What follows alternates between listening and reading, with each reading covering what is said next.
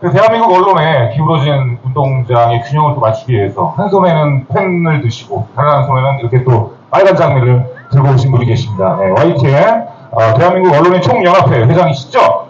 김현우 위원장님, 네, 말씀 한번 들어보도록 하겠습니다. 우선 날개는 없고요. 불러주셔서 감사드립니다.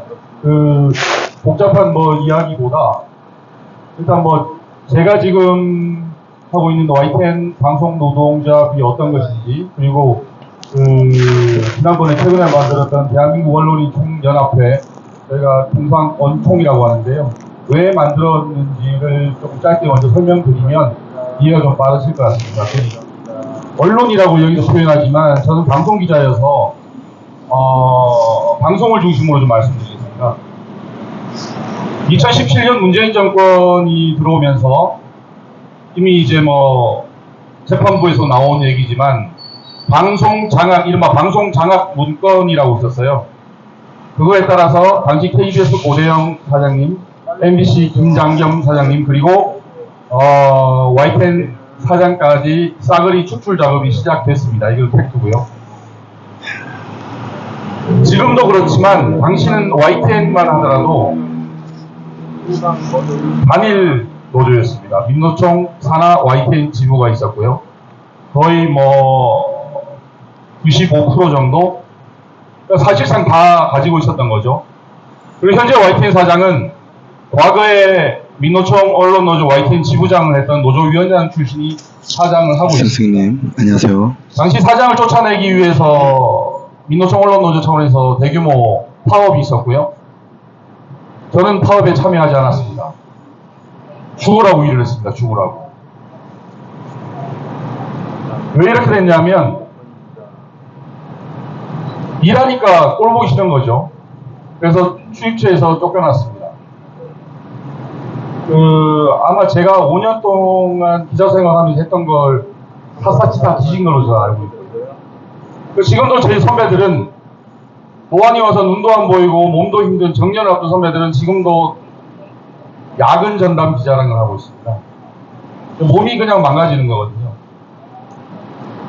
제가 기자 생활 처음 시작할 때 대단한 옆에 계신 이진숙 대선배님이 계시지만 저는 대단한 꿈을 가지고 시작한 것도 아니고요.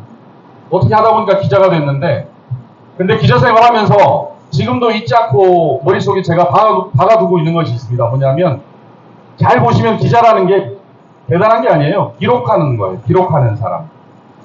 기록이라는 거에 가장 기본 베이스는 뭐냐면, 맞습니다. 언론에서 많이 이야기하는 팩트입니다. 사실.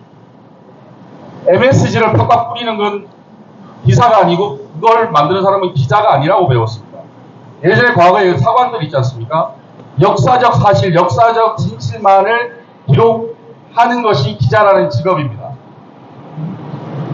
거기에 자기의 사견이나 자기의 입장이나 어떤 다른 색을 입히는 사람은 기자가 되어서는 안 됩니다.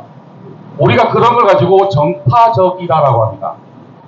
정파적인 사람은 기자가 되면 안 돼요. 시민사회단체를 가든지 자기의 이념적 사상과 맥을 같이 하는 곳에 가면 돼요. 편향되지 않는 정보를 득하기 위해서 사람들은 TV를 사고 매달 돈을 내면서 방송을 보는 거예요. 내가 정말 열심히 돈을 모아서 명품을 하나 사고 싶은데 돈 들고 백화점을 갔는데 그 누가 흠집난 물건을 사고 싶은 사람이 어디 있습니까? 맞습니다. 그래서 방송을 그렇게 만들면 안 되는 건데 이 사람들은 그렇게 만들었습니다. 왜? 정파적 이익에 충실해야 자기들이 빼앗은 사내 권력을 계속 유지할 수가 있거든요. 누려보니 굉장히 따뜻했어요. 일 안 해도 때 되면 승진시켜주고 대충 회사에 근태를 해도 용서해주고 원하면 중요한 보직도 주고 법인카드도 주고 그걸 더 누리려면 이른바 비밀 언덕이 필요한 거예요. 그 비밀 언덕이 누구겠습니까? 정권입니다. 정권. 그 정권이 있어야, 그 정권에 충실해야, 그 정권에 누가 되지 않는 방송을 만들어야 계속 그걸 누릴 수 있는 거거든요.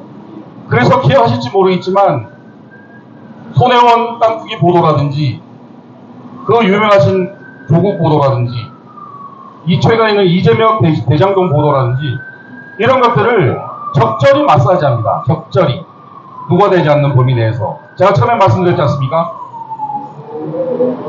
물이 많다고 꼭 마실 물이 많은 건 아니지 않습니까? 굉장히 많이 오염되어 있고 굉장히 많이 삐뚤어져 있고 그것이 상식으로 지금 여겨져 왔습니다. 5년 동안 이러다 보니까. 그래서 제가 더 이상 당하기는 싫고 할 수 있는 것도 없고 그래서 저희가 작게 만들어 놓은 조합이 있었습니다. 그게 지금 제가 하고 있는 YTN 방송노동조합이라는 곳인데요. 제가 처음 만났을 때 그 회사 측으로부터 엄청난 탄압을 받아서 다 탈퇴하고 53명 남아 있었습니다. 지금 한 100명 정도 되는데요. 계속 외쳤습니다. 계속 같이 살자고. 저는 정말 죽을 만큼 힘들었었거든요. 그리고 제대로 된 방송 한번 만들어 보자고. 제 집에서 뭐 미친놈이죠. 매일 나가서 새벽에 나가서 밤늦게 들어오고 매일 뭐 한다고 막 다니고 매일 집회. 남편이 기자라는 사람인데 매일 어디 가서 집회나 하고 있고.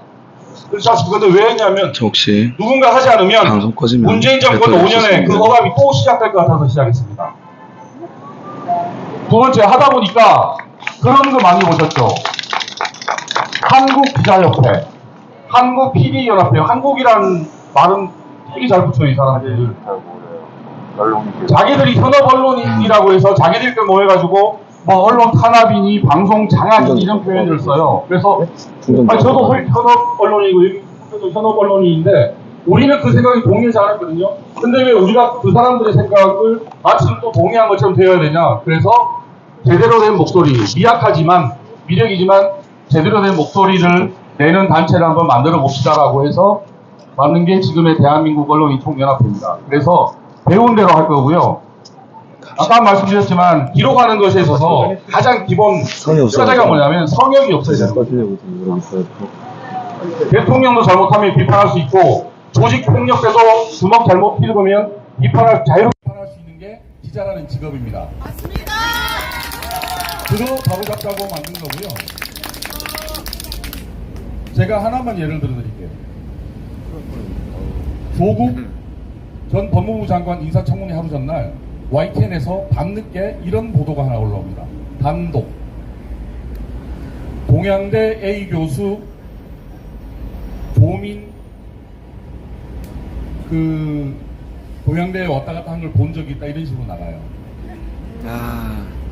그런데 그 리포트가 참 희한해요. 뭐냐면 보통 저희가 기사를 쓸 때 1분 30초를 만들 때 양쪽의 주장을 당일날 실어주고 그 다음에 제보를 했으면 제보한 사람의 근거를 다 제시를 해야 돼요. 그런데 어제도 동양대 A 교수가 없습니다. 그 리포트에. 동양대 A 교수의 녹취도 없고 육성도 없고 심지어 그 사람이 어떤 이야기를 어떻게 했는지 어디서 했는지에 대한 게 없어요. 마이크를 뺄게요.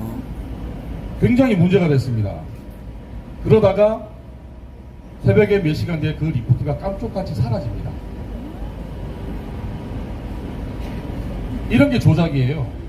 광우병대 기억하시겠지만 미국산 쇠고기 먹으면 머리에 구멍이 숭숭 뚫린다고 했지 않습니까?